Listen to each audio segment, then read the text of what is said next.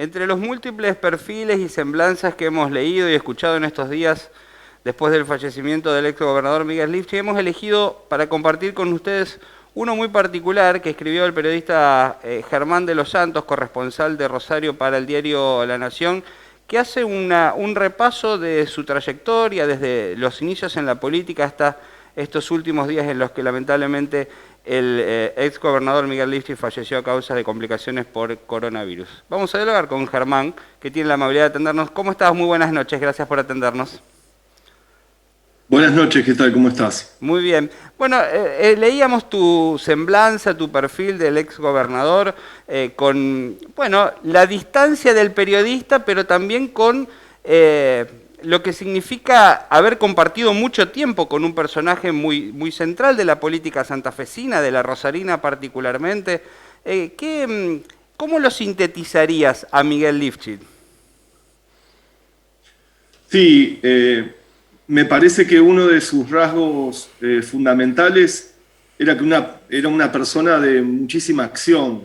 Estaba permanentemente en el ruedo político desde su actividad ya a comienzos, a fines de los 90, digamos, en la Municipalidad de Rosario, pero también después cuando llega a gobernador de la provincia, en Rosario lo conocíamos mucho más que en el resto.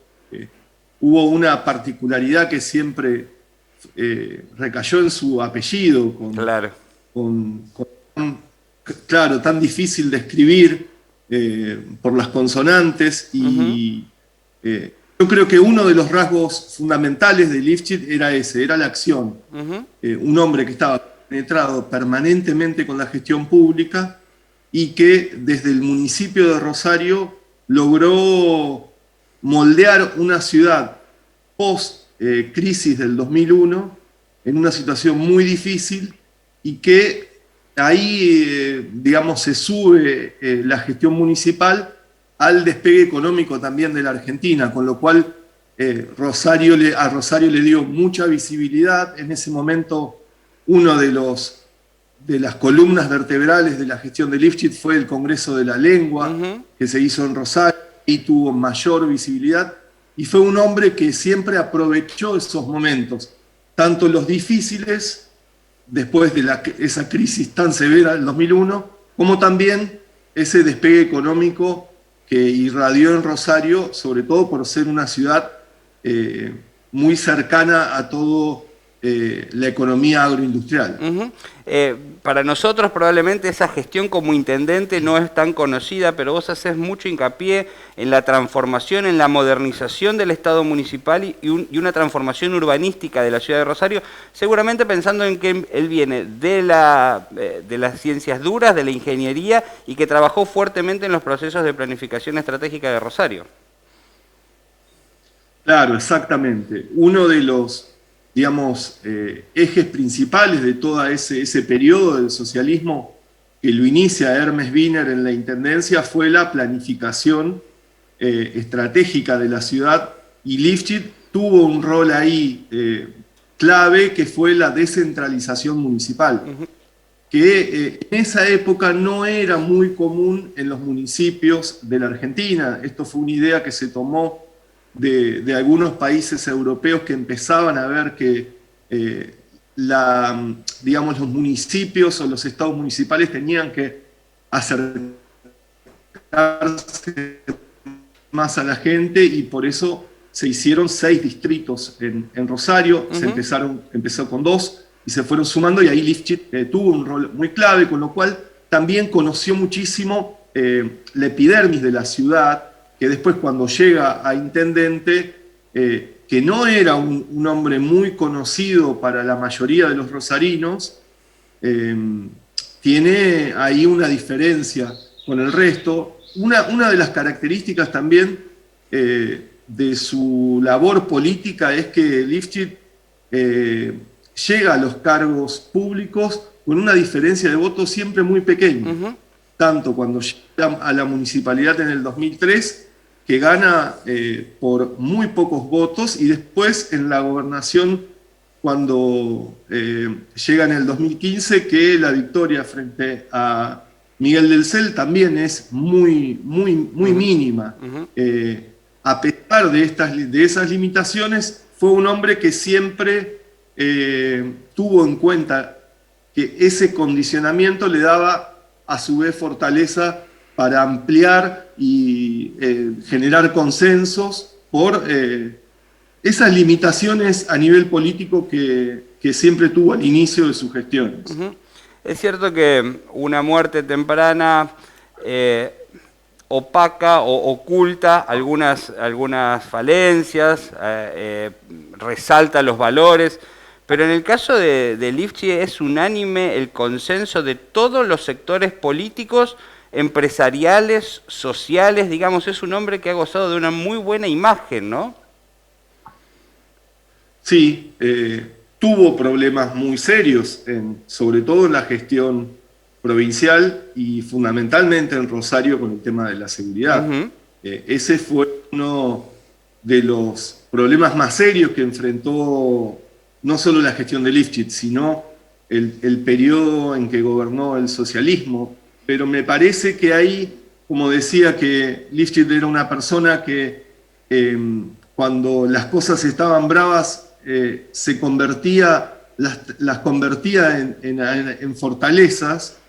Ahí hubo un quiebre, un punto de inflexión con el tema de seguridad, de mayor apertura y buscar, sobre todo en un momento muy difícil, que fue en 2016, con las manifestaciones Rosario Sangra, que fueron multitudinarias en Rosario, buscar ciertos consensos y sobre todo ahí hubo una situación muy particular con el gobierno nacional porque la ministra de Seguridad, Patricia Bullrich, en ese momento su decisión era intervenir la policía de Santa Fe y ahí Lifchit mostró la muñeca política en esos momentos bravos y logró dar vuelta a esa decisión que ya estaba tomada, hablando con otros funcionarios que eran más permeables en ese momento, como por ejemplo el ministro del Interior Frigerio, que fue el que dio vuelta esa decisión tan dura que ya tenía tomada la ministra de Seguridad Patricia Bullrich e incluso el presidente Mauricio Macri. Ese fue un punto de inflexión, sobre todo acá en Rosario, en esa parte de la gestión donde la situación era límite. Hablaba sobre la cuestión del apellido, que siempre nos costó a todos aprender a escribir y a pronunciar correctamente, algunos no lo han aprendido jamás, que hasta parece ser uno de esos dogmas del antipolítico, del anticandidato. Miguel tampoco era lo que se supone es el estereotipo del político en campaña, ¿no? Un hombre que mantenía un perfil bajo, serio, parco, probablemente en la intimidad podía relajarse, pero nunca fue muy estridente en sus declaraciones, ¿no? De todas maneras, eso lo potencia con su seriedad y su humildad, ¿no?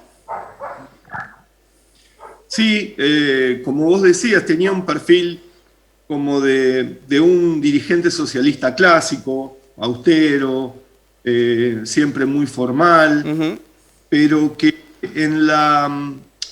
por ahí daba, digamos, por eso, abría el diálogo con sectores que el socialismo históricamente no tenía buena relación. Por ejemplo, los sectores económicos, algunos sectores económicos de Rosario, puntualmente la Bolsa de Comercio, donde el socialismo siempre, los dirigentes socialistas se sentían incómodos por ciertos pruritos históricos y Lifchit rompió con eso, tuvo muy buena relación con el entonces presidente de la Bolsa, Boglione, que fue uno de los dirigentes empresariales más importantes que hubo en los 2000 en Rosario, y ahí tuvo también esa apertura hacia la ciudad que se vio en situaciones concretas.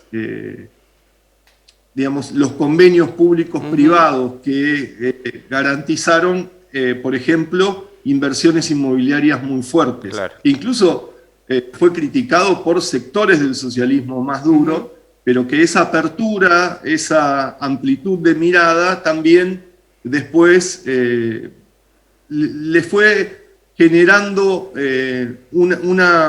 digamos, una visión en otros sectores que no comulgaban con el socialismo históricamente, sobre todo de clase media alta en Rosario y en algunos sectores de Santa Fe también.